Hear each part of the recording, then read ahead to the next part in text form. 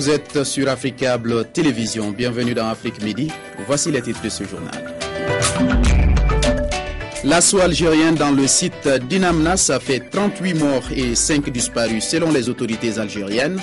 Un bilan revu à la hausse mais toujours provisoire. Beaucoup de rescapés et certains ont voulu raconter leur calvaire. 29e Coupe d'Afrique des Nations de football. Hier, dans la poule C, la Zambie championne d'Afrique a été tenue en échec par l'Éthiopie sur le score d'un but partout. Et en seconde heure, les Super Eagles du Nigeria et les étalons du Burkina Faso se sont quittés sur le nul de 1 but partout. Les résumés de ces matchs dans ce journal avec Yacouba Dansoko et Aminata Mariko. Voilà pour les titres de ce journal. Merci de nous accueillir chez vous. Le Mali, 12e jour d'opération pour les armées françaises et maliennes. Les troupes françaises et maliennes ont aussi repris la ville de Douensa après celle de Diabali. L'offensive pour la reconquête du Nord se poursuit.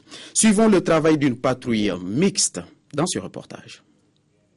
Première mission de reconnaissance pour ces soldats français à Sévaré.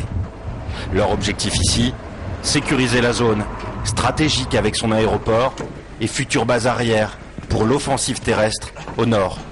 Mission de rencontre aussi avec l'armée malienne qui assure la protection de la zone depuis déjà plusieurs mois. Est-ce que vous pouvez juste nous montrer un petit peu le dispositif, vos possibilités de vue, d'observation? C'est surtout pour mes chefs de peloton qui peuvent venir aussi vous appuyer ici. Pas de problème. Ici aussi, soldats maliens et français vont travailler ensemble. Et pour ça, il faut apprendre à se connaître. Pour faire carrière, ça va? C'est facile de coopérer entre deux armées comme ça. Tout d'abord, il n'y a pas la barrière de la langue, contrairement à d'autres théâtres sur lesquels de temps en temps on est amené à avoir cette première barrière qui est la langue. Et puis, c'est pas très compliqué parce que pour certains, on a les mêmes centres de formation. La patrouille continue. Et arrivé au 2e poste malien, beaucoup plus stratégique. Pour s'en apercevoir, il suffit de monter en haut de cette colline. Le point de vue y est complètement dégagé. On surveille le terrain pour éviter toute infiltration. Et une direction intéresse plus particulièrement les militaires français. On sait que la direction dangereuse est plutôt axée vers le nord, oui, effectivement. Mais on ne peut pas exclure les autres directions. Pour l'instant, pas d'attaque, pas de traces des rebelles islamistes dans la zone, mais les deux armées préfèrent se montrer prudentes. Plus de patrouilles, plus d'hommes devraient venir d'ici quelques jours renforcer ce dispositif. 48 heures après la réunion des chefs d'État de la CEDEAO à Abidjan, une délégation conduite par le président en exercice du Conseil des ministres est arrivée hier matin à Bamako. Objectif, s'enquérir de l'évolution du déploiement des troupes françaises et africaines dans le cadre de la mission internationale de soutien à l'armée malienne. Nos reporters Daouda Kamate et Malik Mbaye y étaient.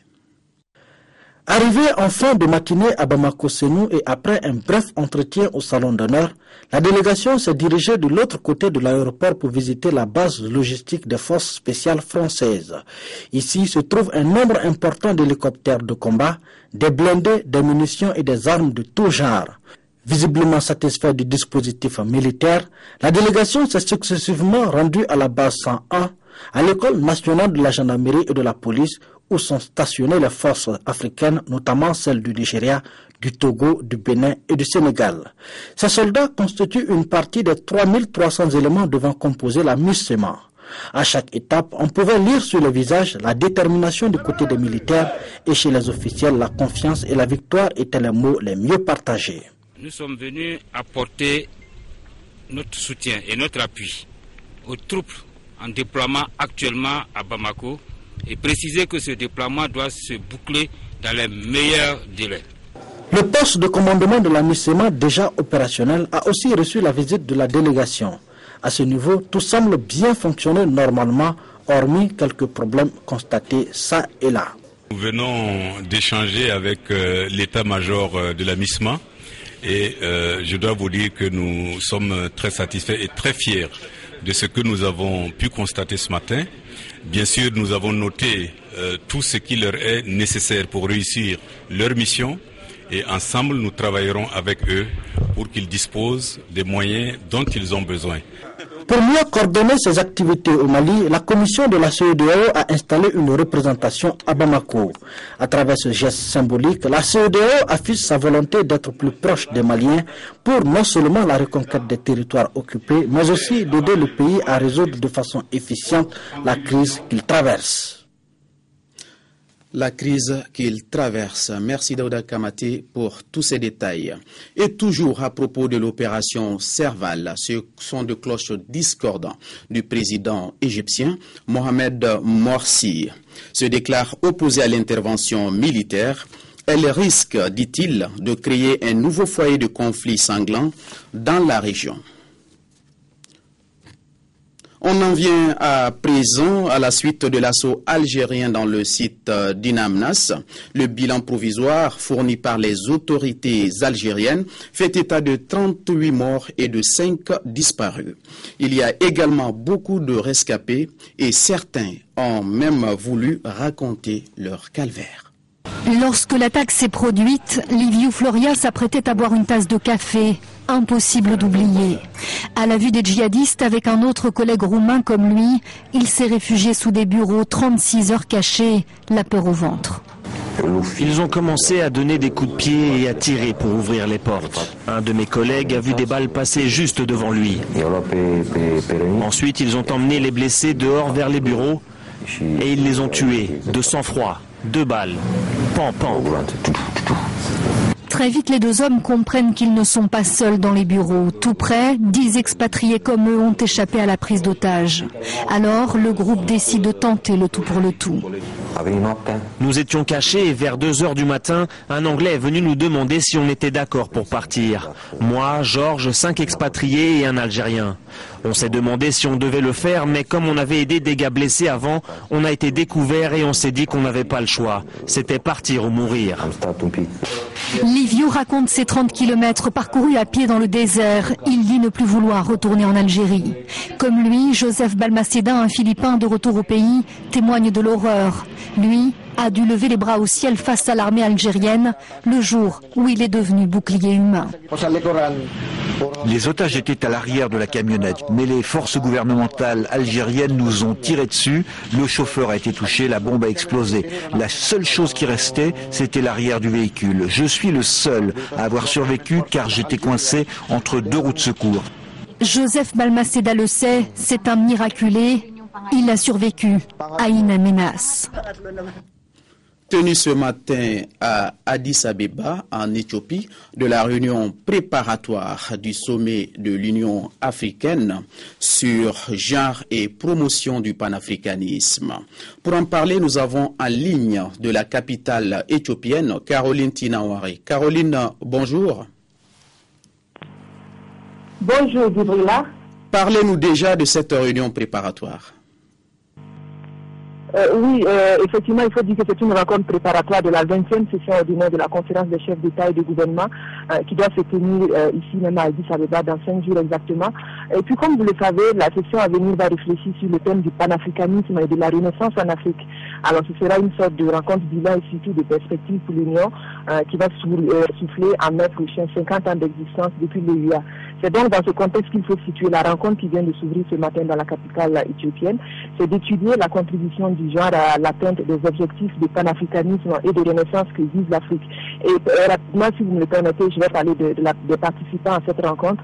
Alors, les participants sont issus d'une 50aine d'organisations de la société civile qui constituent le réseau du JIMAC. Alors, le JIMAC, c'est une campagne qui a été lancée depuis 2002 à Durban, en Afrique du Sud, et qui vise à promouvoir l'égalité de genre en Afrique. La rencontre compte également d'autres personnalités et organisations intéressées par la problématique du genre. Nous avons noté aussi une importante participation de la jeunesse à cette rencontre qui, d'ailleurs, il faut le souligner, fait un clin d'œil à cette couche de la population qui, comme vous le savez, est presque tout aussi marginalisée que les femmes. Alors, au cours des 2 jours de travaux, il s'agira pour les participants de discuter de comment insuffler un changement de l'environnement aussi bien politique, économique, social, actuel, pour mieux prendre en compte la dimension genre, et cela à tous les niveaux de prise de décision. Je voudrais juste ajouter pour terminer que l'ouverture de la rencontre a été présidée par Madame la Présidente de l'Union africaine en personne, et dans son discours, elle s'est voulue très ferme dans ses appels en faveur. Merci Caroline. Nous poursuivons avec l'actualité. Coup d'envoi du second mandat de Barack Obama. Hier, le président américain a prêté serment devant plus de 600 000 personnes. Il a lancé un appel à l'unité, à la défense des droits, en particulier ceux des homosexuels. Le couple présidentiel a ensuite esquissé quelques pas de danse au bal. Accueilli comme une rockstar, Michelle Obama fait son entrée dans une robe de cocktail rouge rubis signée Jason Wu. Et devant des dizaines de milliers d'invités, le couple présidentiel ouvre le bal. Un moment de complicité sur la chanson I'm Loving You Forever, je t'aimerai pour toujours. Mais avant d'esquisser quelques pas de danse, Barack Obama n'oublie pas de saluer le courage des troupes américaines. Merci de vous lever pour nous. Merci de nous rendre forts. Merci de nous rendre toujours fiers. Plus tôt dans la journée, le président américain abandonne sa limousine pour se mêler à la parade. Michelle et Barack Obama, main dans la main, ont parcouru quelques mètres dans les rues de Washington, sous les acclamations de la foule. Environ 1 million de personnes ont assisté à la seconde prestation de serment du président Obama. Cette fois-ci, il innove en prêtant serment sur 2 Bibles, celle d'Abraham Lincoln et celle de Martin Luther King. Paix dans le monde, réduction du déficit, réchauffement climatique, mariage gay.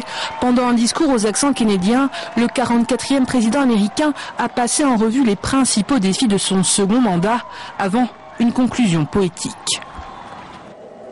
Avec des efforts communs et un but commun, avec passion et dévouement, répondons ensemble à l'appel de l'histoire et portons vers un futur incertain la lumière précieuse de la liberté. Merci, que Dieu vous bénisse, puisse-t-il bénir pour toujours ces États-Unis d'Amérique. Reste à chanter l'hymne national. Après Aretha Franklin il y a 4 ans, c'est au tour d'une autre diva noire de s'y atteler, Beyoncé.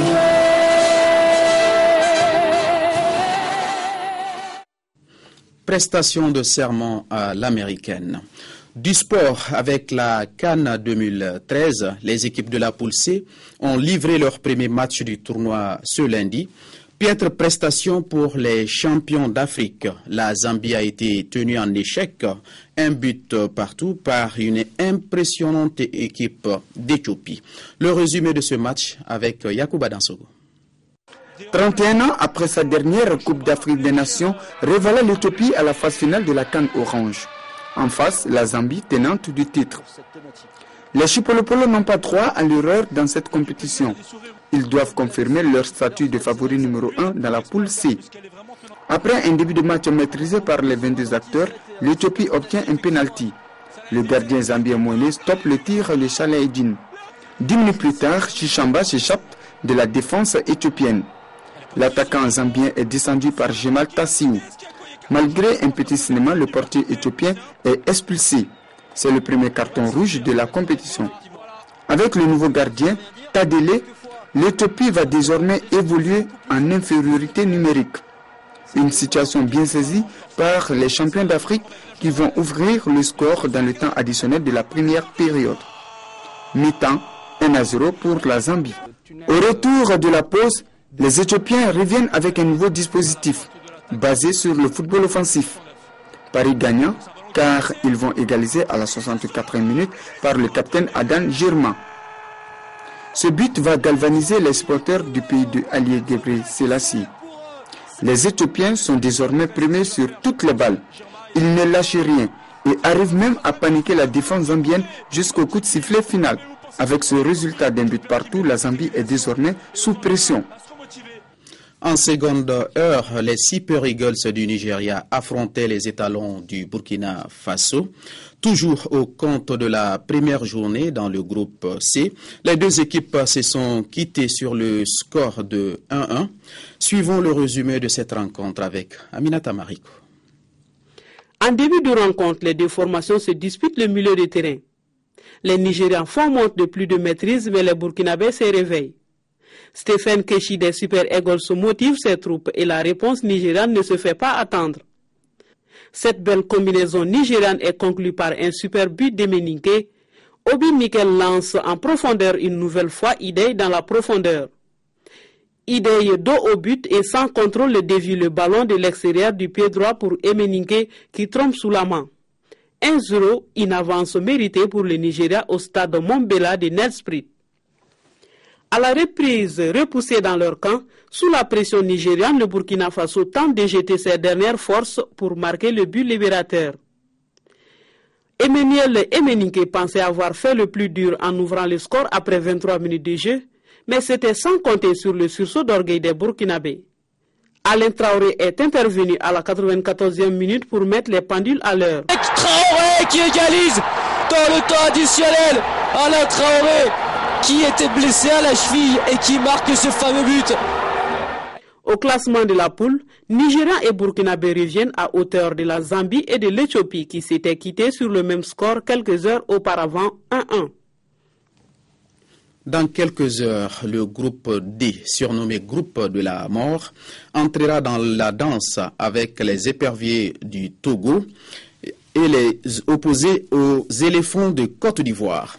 En seconde heure, le derby maghrébin opposera les aigles de Carthage de la Tunisie au Fennec d'Algérie. Ce journal est terminé. Merci à vous de l'avoir suivi et surtout merci de votre fidélité. Restez avec nous, les programmes continuent sur Africable Télévision.